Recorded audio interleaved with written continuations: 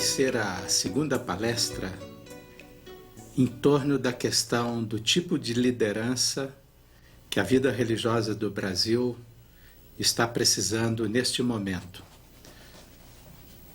Na primeira palestra houve uma apresentação geral do que eu chamei de liderança transformadora, do tipo de animação que permite a um grupo ter um coração, ter uma alma, um objetivo, um sentido e vivenciar tudo isso num relacionamento rico, no qual podem surgir problemas, mas que, de uma maneira geral, permite que o grupo tenha sua direção e sinta satisfação em se constituir como um grupo vivo, um grupo que aporta à sociedade, no nosso caso à igreja, às pessoas, ao nosso povo, algo que vale a pena.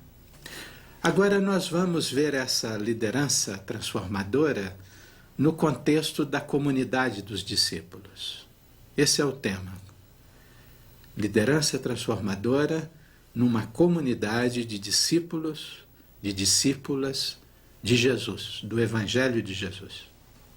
Mas comecemos este ponto, de alguma maneira, retomando, resumindo coisas que foram ditas no primeiro vídeo.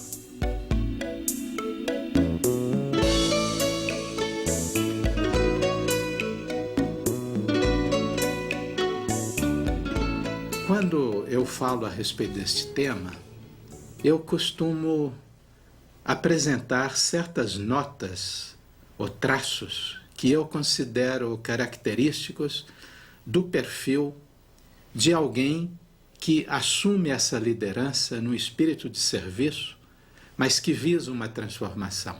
E eu costumo mencionar 8 pontos. Não são os únicos, não.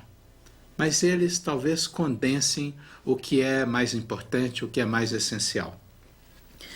Primeiro, esse tipo de líder, homem ou mulher, sabe que a mudança é um fato da vida. Não há como escapar, especialmente em nossa época, a velocidade com a qual as mudanças vão se verificando. E o líder tem que ter consciência deste processo de mudança. Do contrário, a organização, o grupo que ele dirige, vai ficar defasado e não vai conseguir se manter como um grupo vivo num mundo que flutua, desliza e muda de direção.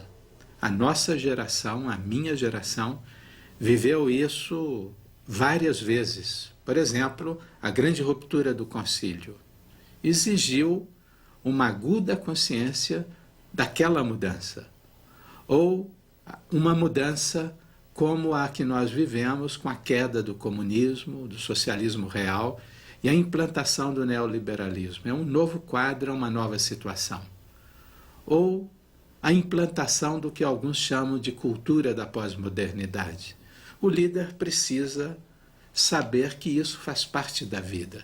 E como líder na vida consagrada, como líder cristão, saber que o permanente do Evangelho de Jesus, o fundante do Evangelho de Jesus, do segmento da comunidade de discípulos, permanece sim, mas se adapta, assume as expressões e a linguagem da nova situação. Esse é um elemento. O segundo, esse tipo de líder, ele tem que manter, cultivar uma sintonia, uma empatia com aquilo que está acontecendo. Acontecendo na vida, no coração das pessoas que ele lidera e acontecendo na sociedade e na cultura. Ou seja, precisam ser pessoas da sua época.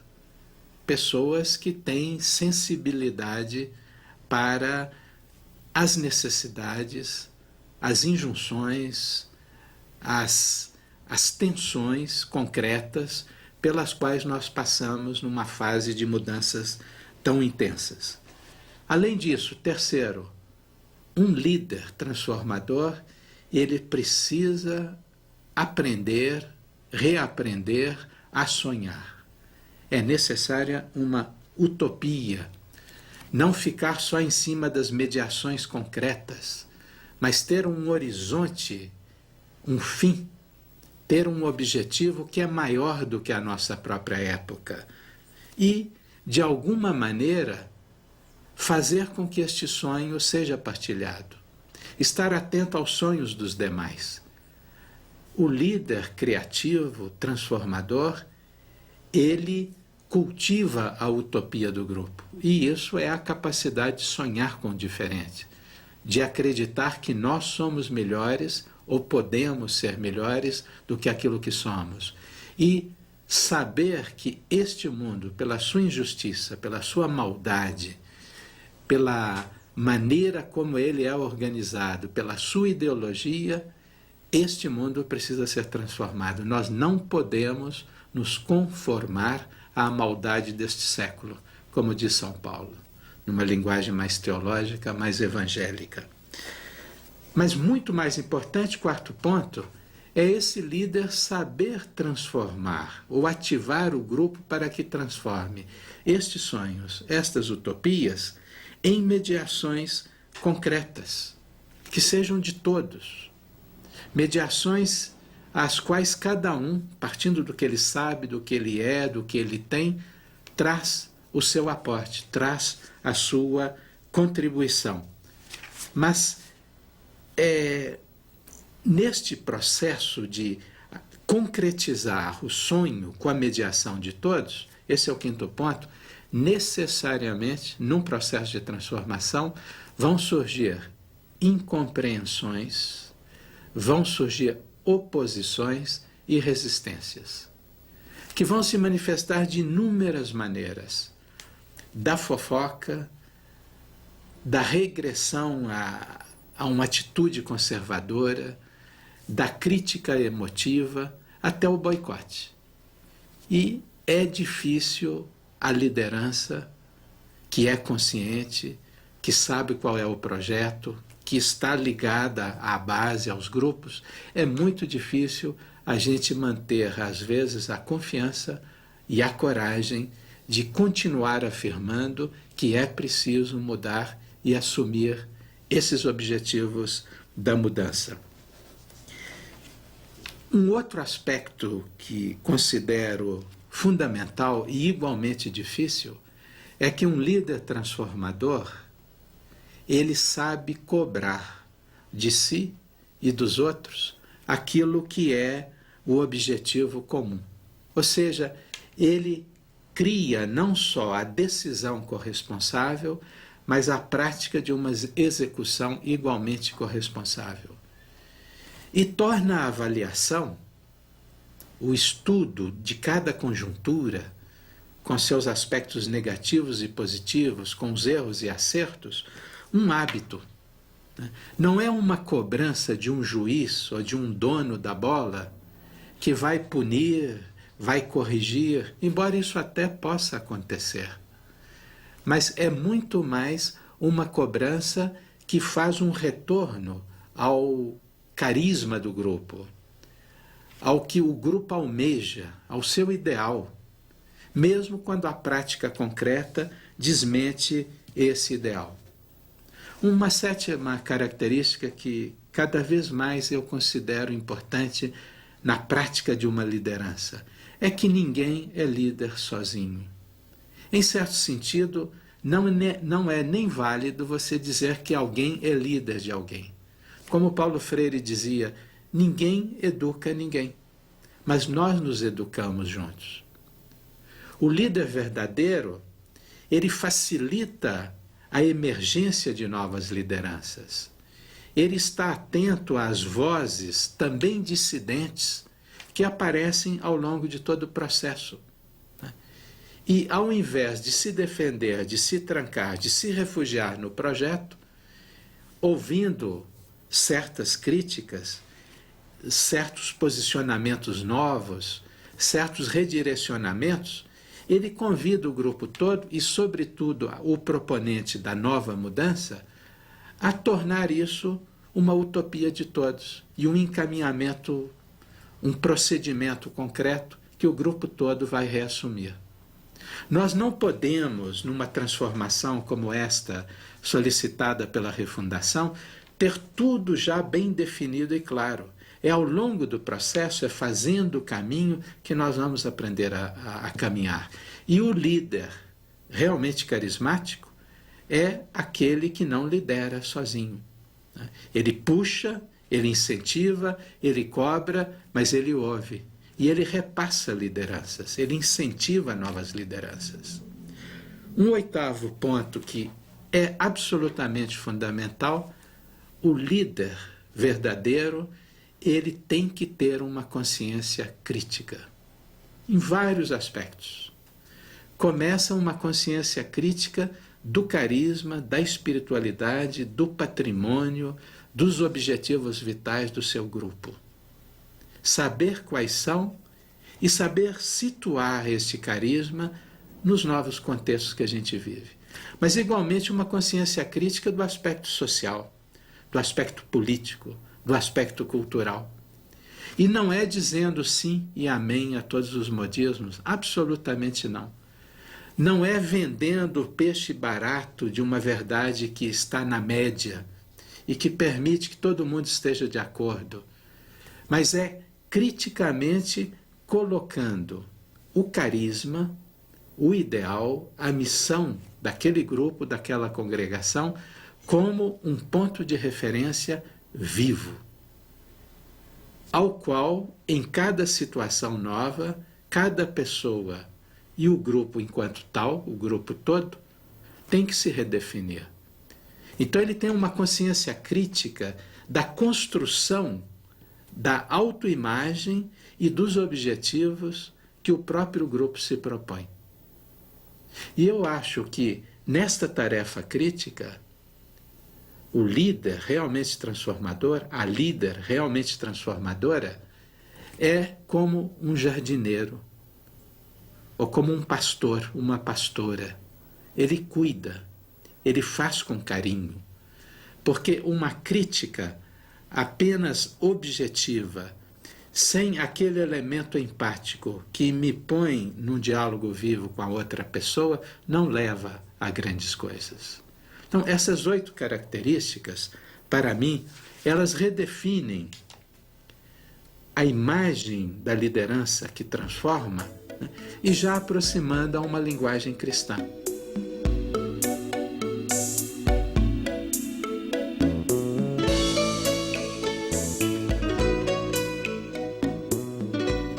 Mas vejamos agora, num outro ponto, essa liderança cristã dentro daquilo que constitui uma comunidade de cristãos, que é o discipulado.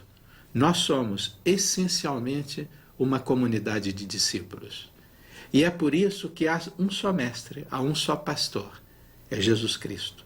Mateus 23. A ninguém nós chamamos de mestre, a ninguém nós chamamos de líder, a ninguém nós chamamos de superior, menos ainda de proprietário ou dono.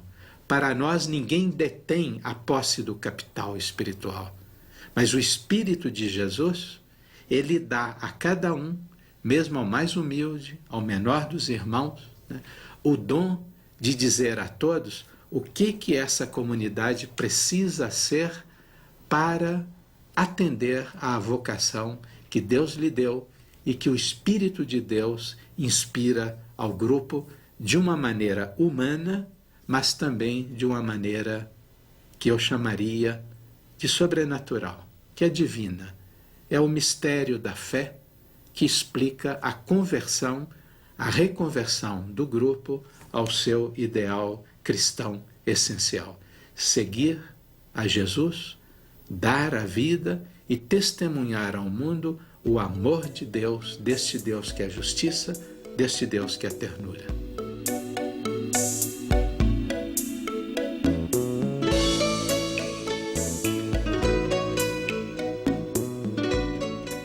Na Assembleia da CRB de São Paulo do ano 2000, o dia de reflexão, o momento de retiro, ele se centrou numa meditação coletiva do Evangelho de João, no capítulo 13.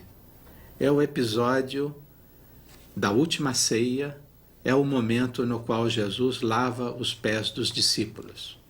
E partiu muito daquela palavra: eu desejei com muito ardor que chegasse esta hora na qual eu vou viver a Páscoa com vocês. E a reflexão, ela queria exatamente mostrar, desde esse texto, o que constitui efetivamente uma comunidade de discípulos de Jesus. A referência básica e fundante é a Páscoa de Jesus. É a sua passagem pela cruz à glória. É a certeza de que este processo pascal, ele é vivenciado no cotidiano pela comunidade, que por essa razão exatamente é necessariamente, sempre e em tudo, uma comunidade eucarística. Uma comunidade que está passando no louvor, na gratidão, né, da realidade de pecado e de morte para a realidade do reino, do amor partilhado, do pão distribuído para todos, da reconciliação, do perdão, da vida nova fundada no Espírito. Agora, neste texto, foram apresentados tantos aspectos. Eu vou mencionar 3 que eu acho podem nos ajudar. O primeiro, uma comunidade de discípulos parte de um desejo profundo. Eu desejei profundamente, ardentemente, que chegasse esta hora. Na realidade, é preciso uma adesão, é preciso uma conversão pessoal. E é aqui que, em geral, nós mais falhamos. É por isso que, em certo sentido, a vida consagrada, a comunidade concreta na qual nós vivemos, muitas vezes ela já não nos entusiasma. E por isso também não entusiasma ninguém. E por isso a sua presença, ela não é sinal do reino. Este desejo profundo do seguimento de Jesus é um dom. E só na oração nós o conseguimos. E, ao falar de uma liderança transformadora, nós precisamos ter muito presente este elemento. Agora, nesse contexto, lá na reflexão, surgiu uma expressão muito interessante, que uma comunidade, ela precisa aprender a rezar o Judas. Essa expressão é engraçada, rezar o Judas. Porque há um Judas, não só entre os 12, o traidor, o texto vai falar disso, mas há um Judas em cada um de nós. Há uma dimensão de recusa, há uma dimensão de traição, há uma dimensão de negação daquilo que a hora concreta está pedindo de nós. Nós chegamos até o momento da passagem e nos recusamos a entrar no mistério da cruz para ressuscitar com o Senhor. Esse elemento é importante.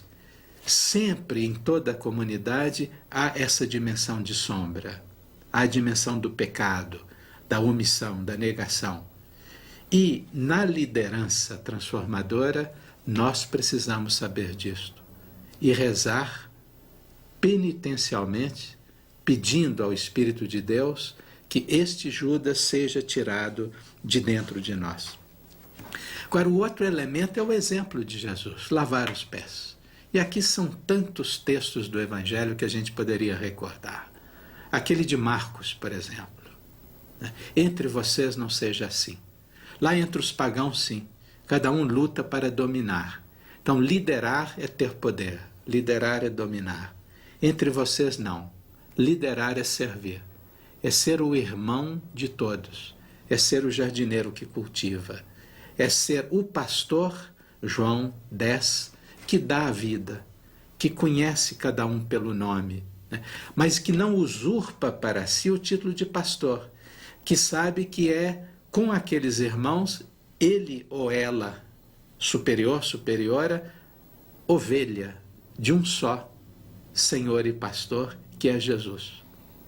Esse centramento na pessoa de Jesus, na tarefa que Jesus aponta para a comunidade, na missão, no testemunho do reino, na profecia, na opção pelos pobres, isto é absolutamente central numa comunidade de discípulos. E há essa misteriosa palavrinha, a minha hora, a nossa hora. Cada comunidade, como cada vida pessoal, chega a momentos de decisão. É o momento do e agora, José? E agora, Maria? E é exatamente aí que o Espírito sopra mais forte. É exatamente nesse instante da minha hora, que geralmente é uma hora conflitiva, de sombras, de dúvida, de vacilação, é exatamente neste momento que o carisma é reavivado. Os nossos olhos se tornam mais claros, a gente vê melhor qual é o sentido. E algo dentro de nós, e é o Espírito de Deus, nos dá a força de dar o passo novo, de fazer a nova opção, de encetar o novo caminho. E aí a gente começa. Todo grande caminho começa com o primeiro passo. Este dar o primeiro passo no rumo novo é um momento de crise. E nos momentos de crise é que o Espírito de Deus faz emergir líderes. Pode ser o líder formal, eleito, ou ele, com muita humildade, mas com segurança e confiança, pode ver em algum irmão ou irmã daquela comunidade aquele ou aquela que vai animar o Espírito de Deus e vai levar o grupo a ter a coragem de partir para o novo caminho, a nova opção. Nós poderíamos continuar falando muito por aí. Eu vou convidar a vocês depois, no trabalho em grupo, a ser realizado após verem esta segunda palestra, que vocês meditem um pouco sobre Êxodo 18 a 23. É um episódio muito interessante. Moisés e Jetro, o sogro dele, vendo a confusão, o primeiro passo a ser dado na entrada da terra prometida, Jetro diz: Moisés, por que você não delega a sua missão para os outros? E ele constitui chefes do povo. E assim, de maneira mais organizada, eles entram no trabalho. Meditando sobre este texto do Antigo Testamento, ou meditando sobre o episódio da lavagem de pés, ou no Evangelho de Marcos, aquele conflito, quem vai ser o primeiro, e Jesus dizendo, entre vocês não seja assim, a gente pode entender melhor o que é uma comunidade de discípulos e de discípulas de Jesus. Qual é o perfil daquele que realmente traz vida para este grupo e, neste sentido, lidera o grupo.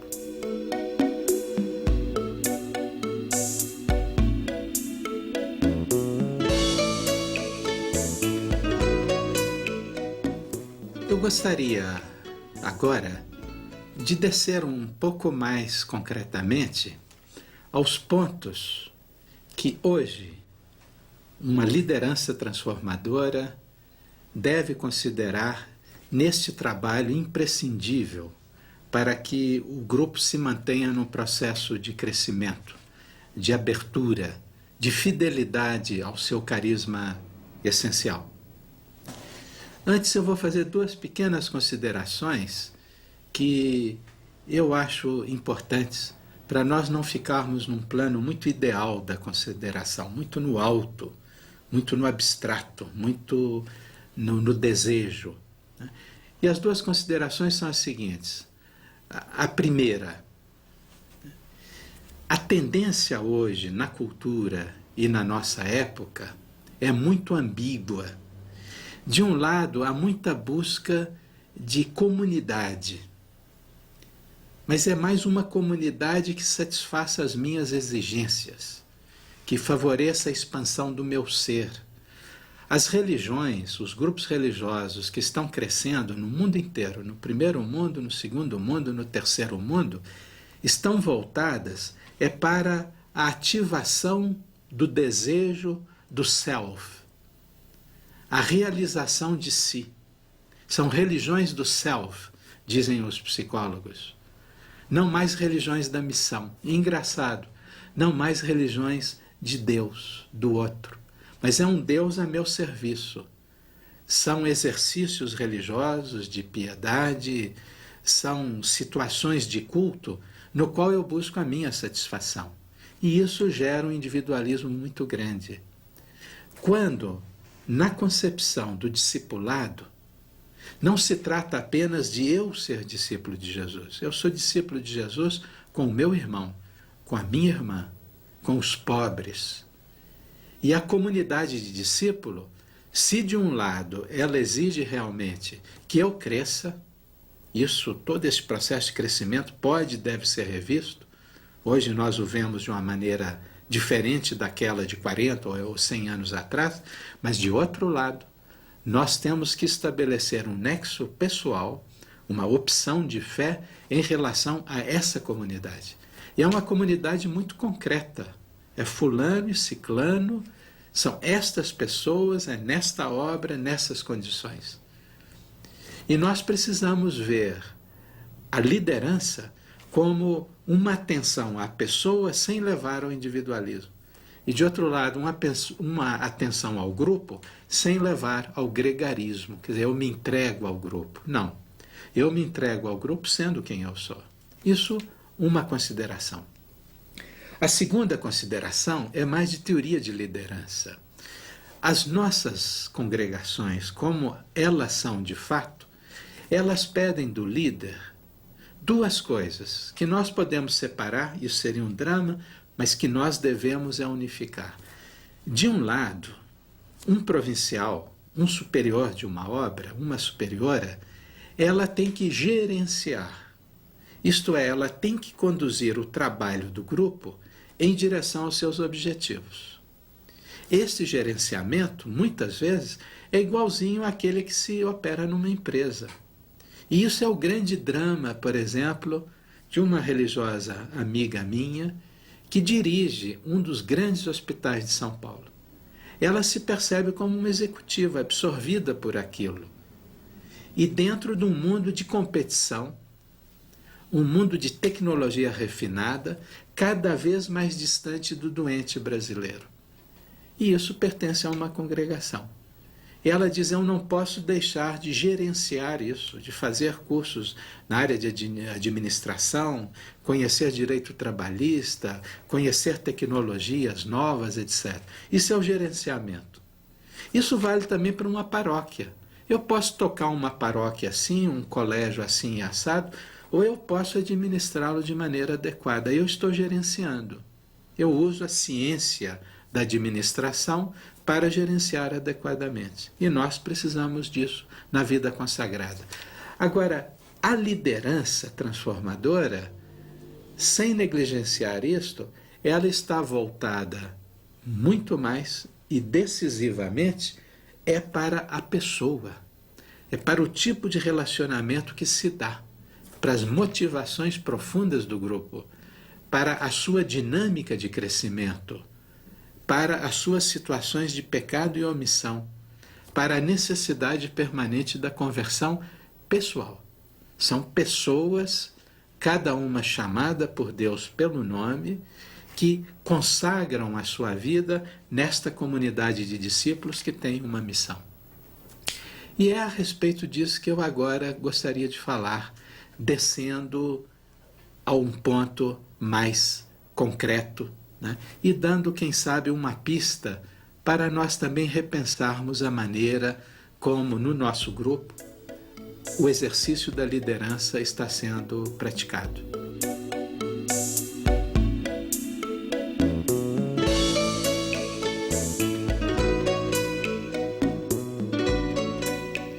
Vejam, por favor, agora no vídeo, o diagrama, o triângulo que está sendo projetado. Vejam, é um triângulo.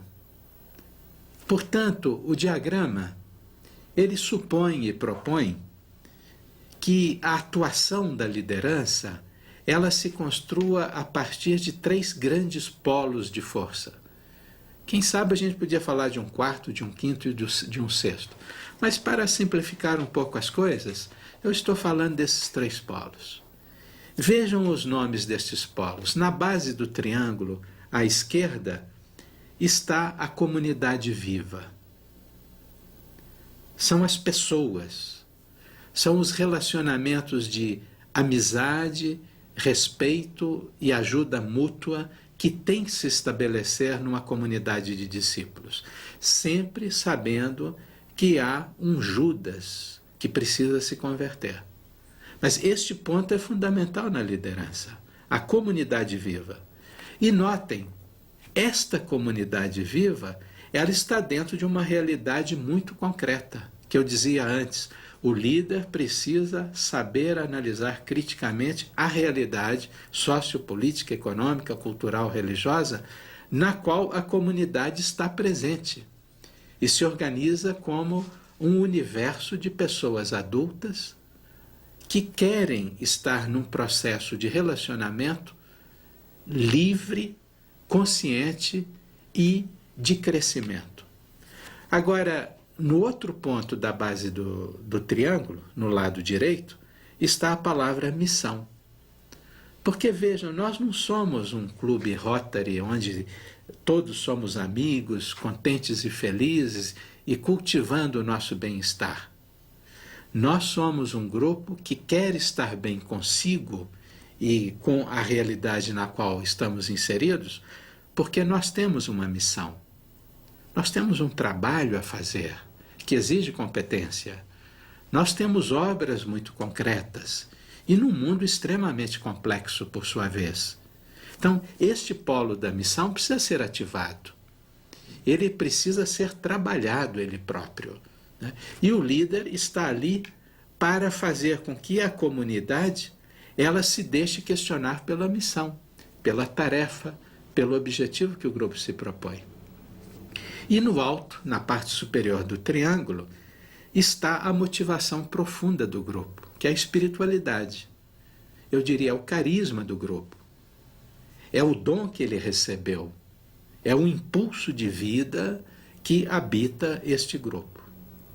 Então, o líder, o formal, que foi eleito e assumiu o papel por 3 anos, 6 anos de liderar o grupo, e aqueles que vão emergindo, porque o grupo carece da presença ativa e da intervenção deles, a liderança ela vai se exercer a partir desses 3 polos ou 3 ângulos. E eu gostaria de ir repassando um a um e comentando com vocês.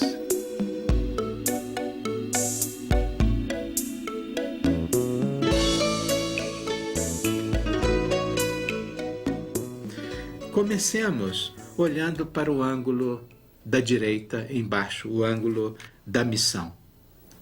Um grupo que realmente está bem constituído, é coerente, é sólido, tem uma dinâmica de crescimento, ele sempre tem uma missão. Em geral, os grupos nascem em função da missão. No início é um trabalho muito concreto e muito objetivo, né?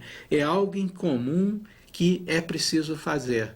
Há um problema de crianças sem escola, a gente funda uma creche, daí vem uma congregação. Há necessidade de ir a países descobertos, né? E se alguém funda uma missão, 3, 4, 5, 8 pessoas, daí a pouco há uma congregação que se expande pelo mundo todo e que atravessa os séculos. Mas sempre tem esse objetivo comum, este trabalho que une, né? E é uma referência obrigatória para a dinâmica de crescimento do grupo. Isso não é apenas uma missão ideal. A missão se dá no cotidiano. Ela tem uma função de aglutinação, é dentro do trabalho real e concreto da função de cada pessoa. E é um pouco na medida em que cada um de uma comunidade, cada uma, se vê referenciado e útil à missão, é que nós adquirimos um senso de segurança, de bem-estar, de adesão à missão do grupo. Senão, nós refluímos para uma atitude defensiva ou protetiva. A missão é dos outros, ela não é minha. E o superior, o dinamizador, o coordenador, o líder, a líder, precisa estar muito atento a esse jogo entre a missão de cada um, o dom de cada um e a missão coletiva. Em seguida, a pertença ao grupo, o valor atribuído à pessoa costuma, nos grupos que não são cristãos, ser largamente atribuído à produtividade, ao desempenho, ao brilho, à competência do membro. Essa é a lógica de qualquer empresa. Quem for efetivamente útil para a empresa vai ganhar mais dinheiro, vai ser promovido, etc. Nós, nas comunidades de discípulos, claro que precisamos da competência, do preparo, né? Mas a pertença e a valorização de cada um no grupo não pode depender só disso.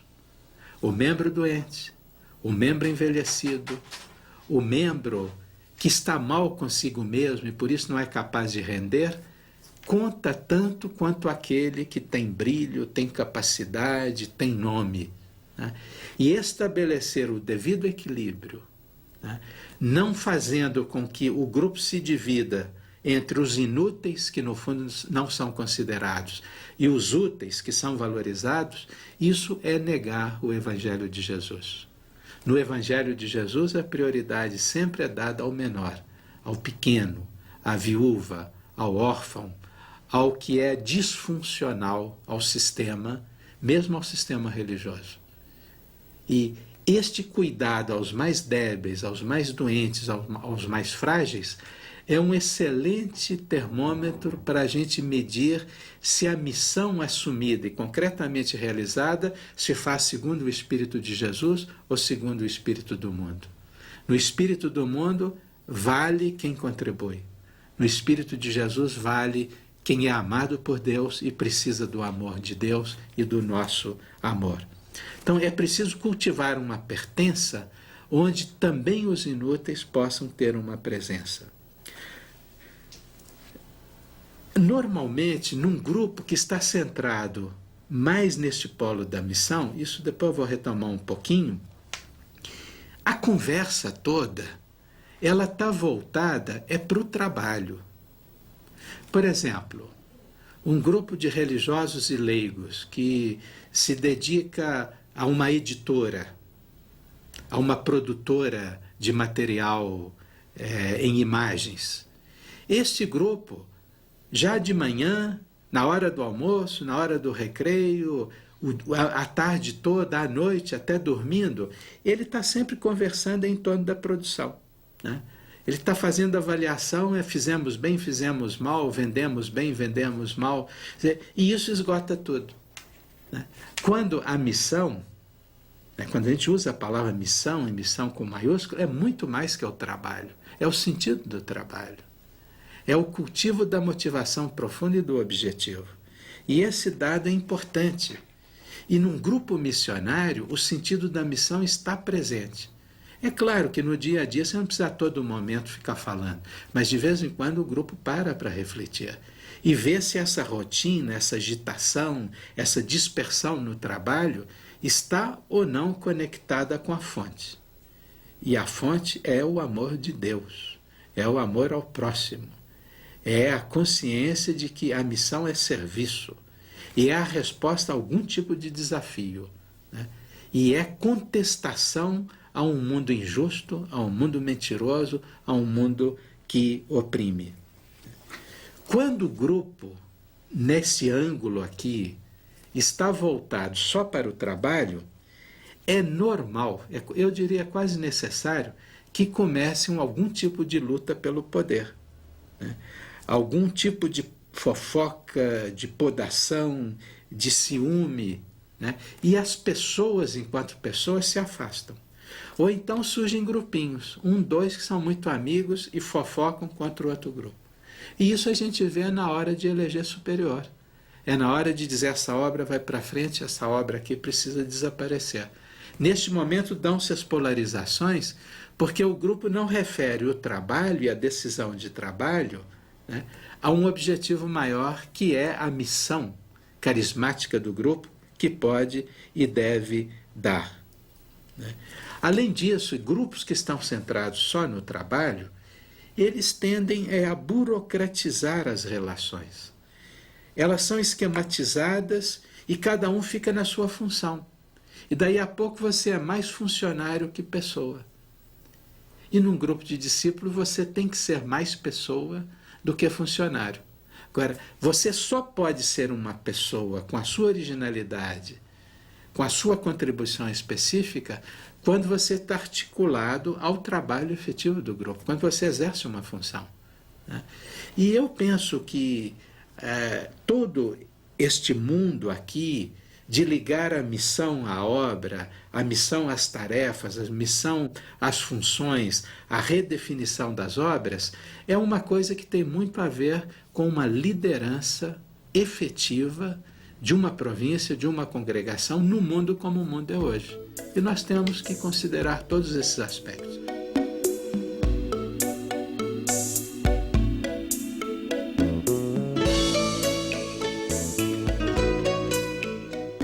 Eu convidaria vocês a olharem o segundo ângulo. Esse que está à esquerda do triângulo, né? É o ângulo da comunidade. É o ângulo das pessoas, o ângulo da amizade. Vocês perceberam que eu já comecei a falar sobre ele.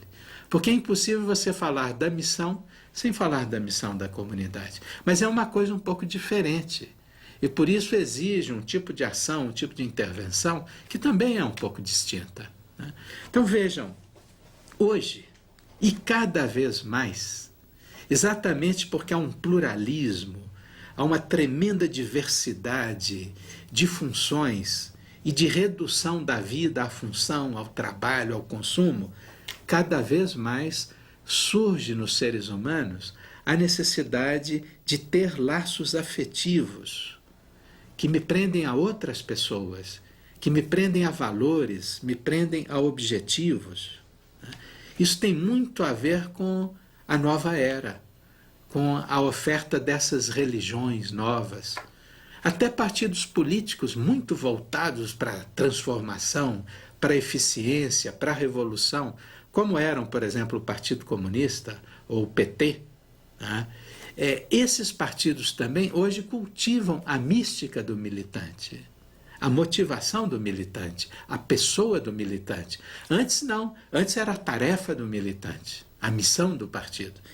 E isso é importante. Nós hoje, na comunidade de discípulos, nós temos que readensar, dar mais vida, dar mais corpo também à dimensão que une as pessoas, que une os indivíduos e que configuram o grupo.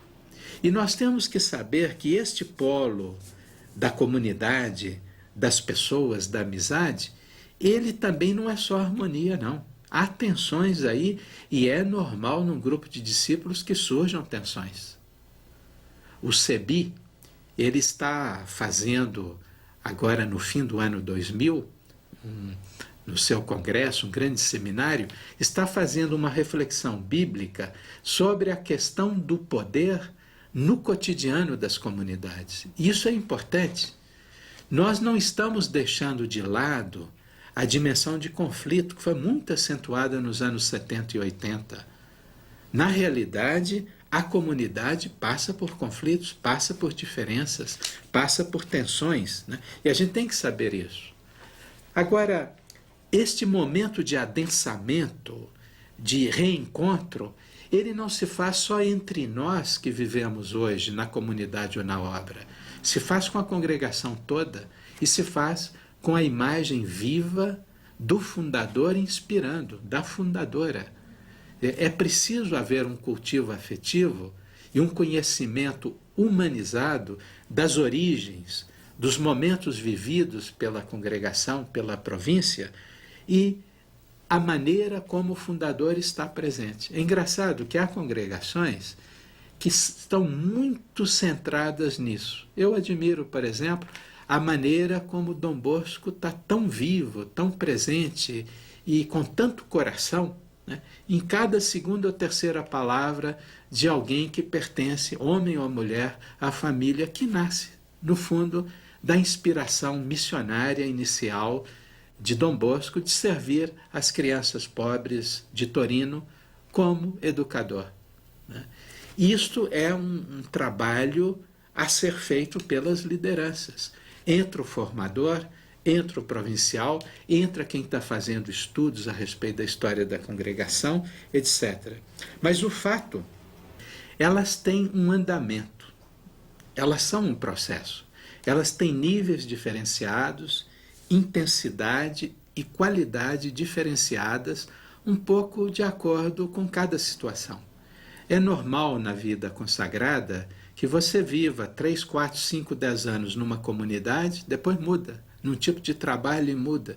Eu não posso manter o mesmo tipo de relação. E isso, de um lado, dificulta, mas isso, de outro lado, nos dá mais consciência do valor da amizade e de como ela precisa ser cultivada, mesmo quando há algum tipo de separação. É tão frequente, na hora de transferências, você ficar agarrado ao seu grupo de amigos, ao laço afetivo, à amizade que você tem com esse tipo de trabalho. Não é fácil a gente lidar com isso. Mas nós, tomando consciência desses altos e baixos, do processo afetivo, das ligações que eu estabeleço com o que eu faço, com as pessoas com as quais eu trabalho, com o lugar, às vezes até com o quarto, a mesa de trabalho que eu tenho, tomar consciência de tudo isso é importante. E uma liderança adequada deve nos ajudar a termos relações estáveis e profundas, mas entender os ritmos e momentos diferenciados do processo. Além disso, notem muito frequentemente a amizade, a compatibilidade, o laço entre eu, né, uma pessoa concreta, e o outro confrade, co-irmã, nasce do trabalho. Se eu faço um trabalho sério e adequado, avaliado, intercambiado, eu me torno amigo do outro. E o ideal seria a gente unificar trabalho com amizade, gostar de trabalhar com essas pessoas. Isso precisa ser cultivado também. Se a gente deixar, nós vamos trabalhar 1, 2, 5, 10 anos com o outro sem conhecê-lo, sem ser amigo dele. Agora, se a gente cultivar a dimensão da amizade e o clima criado na comunidade, na província, incentivar isso, eu, devido ao trabalho, eu vou ser mais amigo do outro. Ponto que eu considero muito importante. A amizade, notem bem, ela vai desde uma empatia, uma simpatia, até a paixão. Eu ouço muito falar nas comunidades religiosas do perigo da amizade. E, para ser claro, em comunidades religiosas, masculinas e femininas, há um bochicho agora de tendência homossexual. Isso é a paixão na amizade, só que não considera a amizade porque o clima não está favorecendo de maneira adequada. Uma atitude pedagógica, pastoral e de direção adequada deste tipo de problema poderia nos levar a um tratamento muito mais tranquilo desse tipo de problema, ajudando pessoas a se conhecerem melhor, a se definirem melhor e, em muitos casos, a deixarem a congregação. Mas tudo isso fica meio ambíguo, mas entra neste campo de atribuição de superiores. Olha, não são 2 ou 3, são dezenas os superiores e superioras que andaram me procurando com problemas desse tipo. Como eu lido com essas coisas? Então, isso entra nesse ângulo aqui da amizade, né, dos vínculos pessoais. De maneira alguma, nós podemos colocar na vida consagrada a amizade entre as pessoas, também entre duas pessoas, como uma coisa negativa ou perigosa. Pode se transformar numa coisa perigosa e negativa, mas isso são outros 500. Além disso, nós precisamos entender, né, que nas diferentes fases da vida, as pessoas precisam de diferentes tipos de amizade. A amizade no período da formação, no juniorado, no estudo da teologia, nos primeiros anos de trabalho já como padre, como religiosa professa, tem um tipo de dinâmica afetiva e de amizade. Mais tarde, quando a pessoa tem 40, 50 anos, já é outro. O condicionamento são outras as circunstâncias. E quando a gente envelhece? E quando a gente chega à terceira idade? Né? Como um superior vai criar na província um clima de acolhimento para com essas pessoas? As necessidades delas são outras. E as possibilidades da comunidade que está trabalhando, estar junto com essas pessoas, também é muito diferente. E isso precisa ser equacionado, sobretudo agora, e especialmente em congregações femininas, nas quais aumenta o número de pessoas com mais idade. E falta a faixa intermediária. A gente tem vocações jovens e tem um grupo grande com mais de 60, 70, 80 anos de idade. Isso é um problema a ser pensado neste ângulo aqui. Uma comunidade de discípulos de Jesus, 80, 100, 200 pessoas, ou mesmo 20, não abandona e não negligencia os seus membros nas várias fases etárias e nos vários momentos de necessidade afetiva. Outro ponto que no Brasil, sobretudo, a gente precisa considerar. A amizade, ela em cada cultura, ela se expressa através dos códigos culturais daquele grupo. Nós não podemos pegar os padrões de amizade que são dos Estados Unidos, da França, Espanha, Itália ou Alemanha, e supor que grupos de brasileiros têm que vivenciar isso porque o fundador, a fundadora que nasceu naqueles países, sempre viu a amizade desta maneira. Cada cultura tem o seu modo, né? Tem os seus rituais sociais. Né?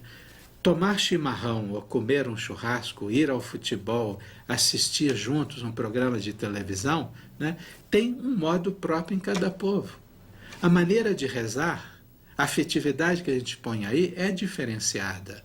Eu não posso pegar as orações elaboradas na França no século XIX ou XIV e dizer estas são as únicas orações. Eu preciso permitir liturgias nas quais a amizade se expresse. Olha, há um outro ponto que, sobretudo na perspectiva psicológica, é muito importante. Uma amizade, ela exige que a gente tenha memória, que a gente partilhe a memória da vida. Numa congregação, isso significa que as pessoas que marcaram a vida da congregação precisam estar inspirando a missão e a amizade que a congregação tem hoje. A gente precisa partilhar, no período da formação, a memória viva da congregação e aí inserir a nossa memória pessoal. E entre dois amigos da mesma geração, duas amigas, duas irmãs, dois irmãos, é preciso haver uma partilha da memória da vida de cada um. Nós precisamos nos conhecer, colocar no nosso trabalho, na nossa oração, nas nossas lutas pessoais, nas nossas diferenças, um pouco o caminho pessoal que me levou a ser o que eu sou hoje. Isso é fundamental para que o clima entre amigos seja um clima de apoio mútuo, de respeito mútuo e de liberdade. Liberdade que me permite, em alguns momentos, dizer sim, em alguns momentos, me diferenciar do outro. Isso é importante. E isto leva à consideração de um outro ponto. Toda amizade humana, ela é feita de sentimentos que podem ser contraditórios. Na amizade, também entre marido e mulher, também entre irmão e irmã na família, entre filho e mãe, filho e pai. Isto o psicólogo está cansado de ver nos seus estudos. Em toda amizade, há coisas que me dão alegria, coisas que me frustram, coisas que despertam raiva, ciúme, inveja. E nós sabemos, por experiência, que nas nossas comunidades tudo isso costuma estar presente. Eu até diria, e com certa experiência e conhecimento de causa, que é muito mais difícil a gente encontrar uma comunidade de religiosos ou religiosas que esteja numa dinâmica de abertura no campo da amizade, né, do que comunidades nas quais este desejo da amizade, né, se vê obstaculado por uma série de sentimentos contraditórios que o grupo não sabe elaborar. E aí fica, né, aquele monte de pedrinhas no sapato. A comunidade é cheia de sensibilidades, de fofoquinhas, de invejas, né? E é difícil a gente lidar com isso, eu sei.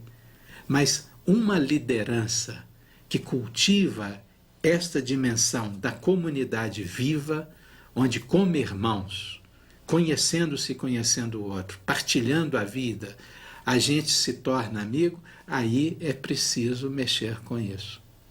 Eu sei que a gente até encontra casos patológicos, doentios, no sentido de agarrar-se demais ao amigo ou de isolar-se demais. Não devemos nos assustar. Nós precisamos também de organizações específicas que possam nos ajudar nesses casos. São os casos de religiosos disfuncionais. São pessoas doentes, são portadores de neurose, são até às vezes casos psicóticos. Nós somos cerca de 50 mil no Brasil, então é muito fácil calcular. Devemos ser uns 15 vezes 50 que somos doentes, temos sérios problemas mentais. Agora, tudo isso o superior não vai poder resolver, né? A gente pode criar o clima. Então, nós precisamos também de entidades onde a gente encontre uma devida ajuda e apoio. E o formador também deve, em tempo oportuno, saber disso, não se iludir. E ajudar essas pessoas a não continuarem na nossa comunidade. Porque nós sabemos que alguns vão ser um peso muito grande. Deus pode chamar até pedras e transformá-las em filhos de Abraão. A gente sabe disso. Mas nós precisamos exercer esse trabalho formativo de maneira inteligente e adequada. Isso significa discernir nas pessoas algumas atitudes que as inviabilizam como membros de uma comunidade que quer crescer na amizade.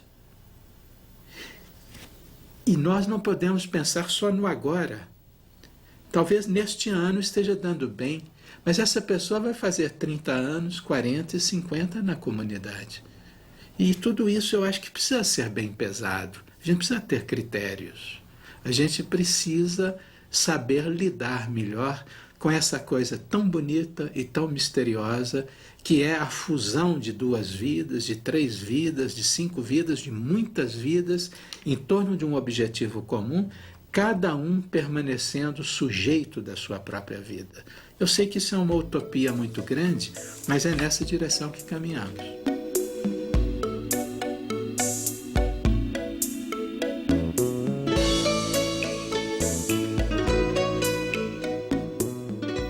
Vejamos aquele terceiro ângulo, aquele que está no alto do nosso diagrama, do nosso triângulo. É o ângulo da espiritualidade. Aí eu colocaria aquilo que sustenta, que realmente é frontal, que une, que direciona o carisma, a própria amizade, o ser da congregação. Aqui nós estamos falando de um valor, e um valor que é dom de Deus, né? É esse componente que mostra qual a verdadeira fonte que torna o grupo coerente e coeso, né? Que o faz transcender a atividade que ele executa, a obra que ele cumpre, e que o faz também superar as limitações da comunidade, tornando uma comunidade de serviço, na qual, como diz João no capítulo 13, cada um lava o pé do outro, perdoa o outro, compreende o outro, dá a mão ao outro para fazê-lo caminhar. A espiritualidade é fundante, né? É ela que está na base daquilo que constitui um grupo de discípulos, de discípulas de Jesus. Nós somos um grupo religioso que exige uma profundidade das pessoas, né? A gente precisa saber por que nós nos relacionamos assim, por que nós renunciamos a certas coisas e assumimos outras, né? No caso de uma congregação religiosa, quando a gente está falando da espiritualidade, a gente está falando do carisma, do dom recebido. A já pelo fundador, pelas gerações que passaram, carisma que tem que estar vivo hoje. É nossa espiritualidade hoje que dá o sentido profundo e decisivo para a comunidade dos discípulos que realiza uma missão. A espiritualidade, ela brota da pergunta sobre o sentido da vida do grupo e de cada pessoa no grupo. E esse sentido não é uma coisa pronta, definida e adquirida, ela também é processual. Cada grupo, na sua espiritualidade, passa por momentos de desolação, de abandono, de medo, de vacilação e modelos de consolação e momentos de consolação. Essa é uma linguagem inaciana muito interessante. O momento da consolação é aquele em que o grupo está bem, consigo e com os outros. Está polarizado em objetivos que têm essa fonte profunda. Agora, normalmente, ao longo do andamento da vida de uma província e de uma comunidade, a espiritualidade oscila. E a tarefa do coordenador, do animador, do líder, é de ajudar no momento da desolação e de ajudar no momento da consolação. De fazer o grupo discernir. Eu acho que a liderança entre nós é de discernimento das moções do Espírito de Deus. Onde é que o Espírito de Deus está realmente falando? Onde é que ele está nos provocando? Onde é que ele está nos convidando? Onde é que ele está nos enviando em missão? Onde é que nós pecamos contra o Espírito de Deus? O carisma, a espiritualidade em si, ela é entusiástica, quer dizer, ela é marcada pela alegria, pela exaltação, pelo louvor. A gente vê muito nos grupos carismáticos. Mas a espiritualidade cristã, ela sabe que existe a cruz. Ela sabe que existe o pecado. Ela sabe que existe a morte. Ela é pascal. Ela sabe que nós temos que sair dali onde estamos, porque Deus nos chama a um caminho novo. Ela é exodal na sua natureza, ela é abraâmica. A nossa vocação é deixar a nossa terra e ir em direção à terra onde Deus nos espera. E não nos espera lá no céu, ele nos espera na própria terra. É essa terra que precisa ser invadida pelo sopro do Espírito e transformada. A nossa missão se dá neste século.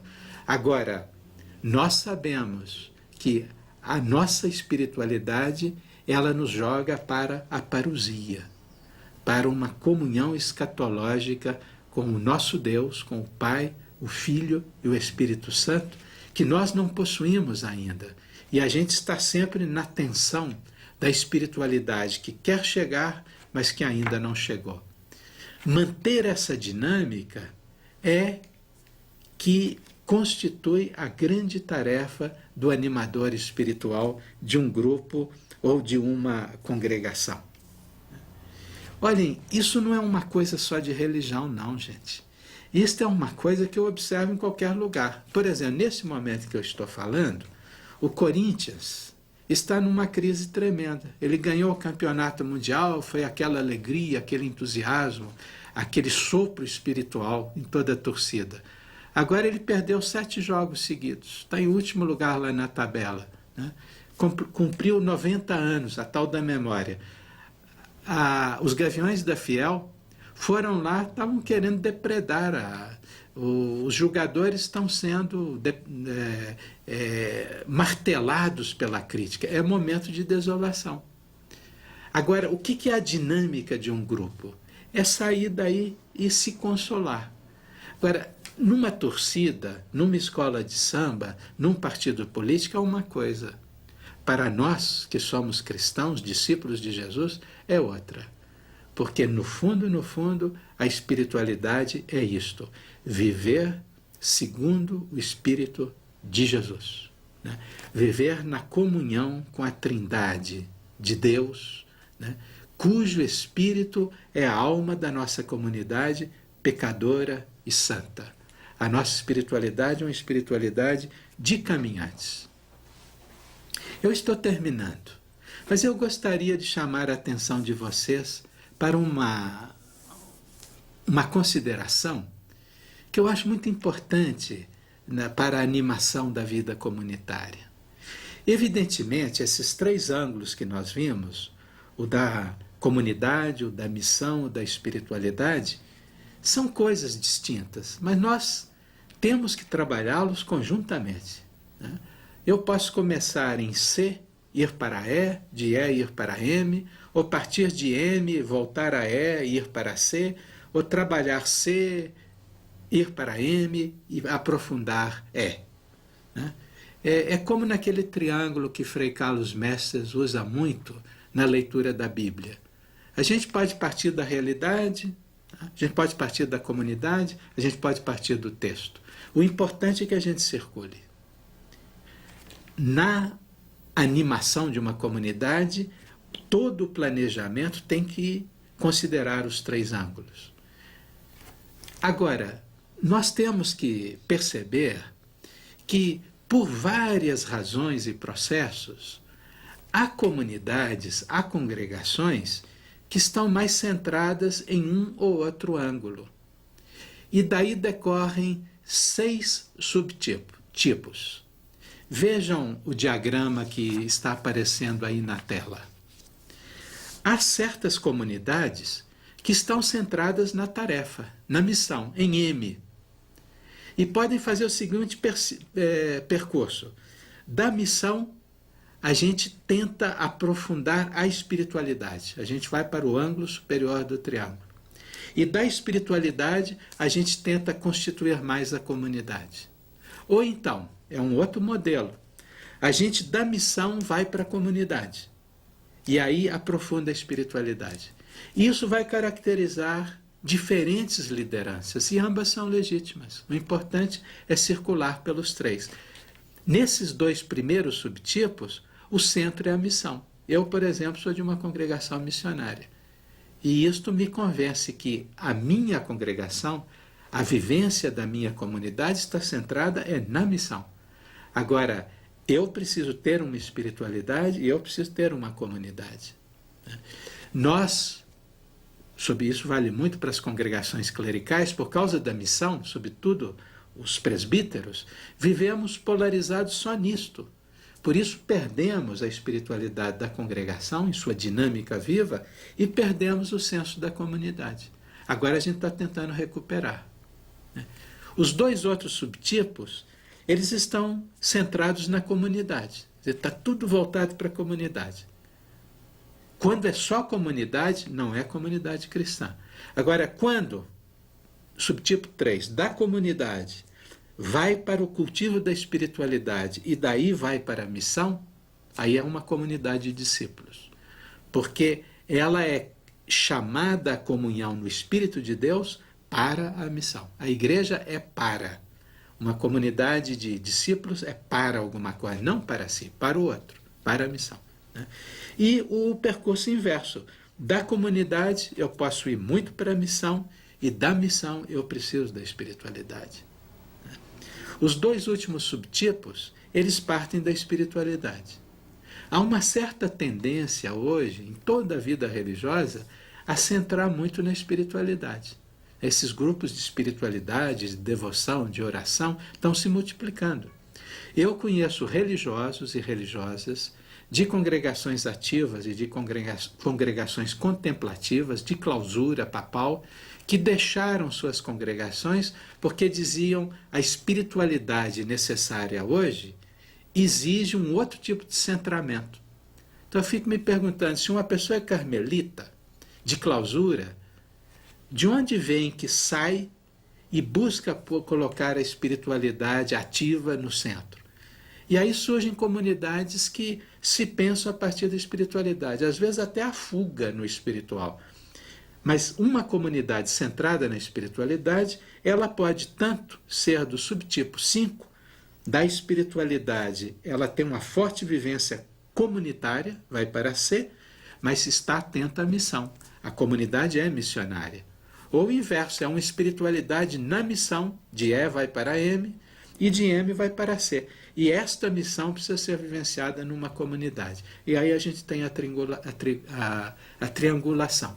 E eu penso que cada grupo, de acordo com a sua vocação, cada congregação, também de acordo com a realidade, o momento, o processo que está vivendo, deve refletir um pouquinho.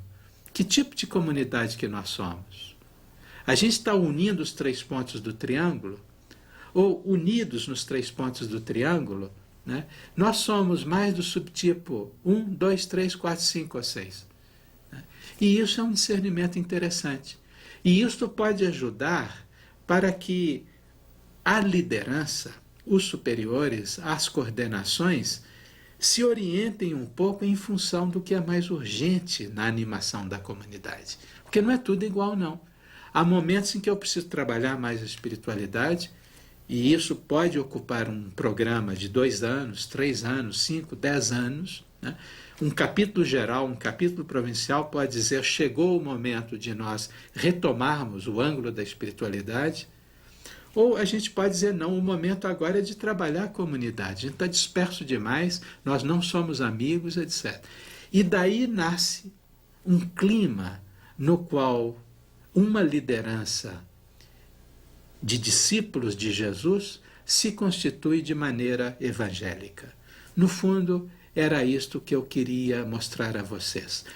Toda liderança evangélica, ela é, por definição, transformadora. Ela não se conforma com o pecado que gere os destinos do mundo.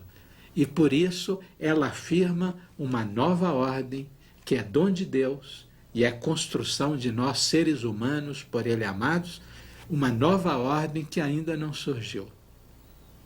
Oxalá um dia nós possamos dizer que na virada do milênio, através de um repensamento do exercício da liderança entre nós, nós nos constituímos como comunidades vivas, nas quais cada membro tomou consciência de sua vocação e juntos nós criamos grupos de discípulos e discípulas com uma profunda espiritualidade, um profundo senso de comunhão entre nós e com o mundo, sobretudo com os pobres, e uma disponibilidade muito grande para a missão.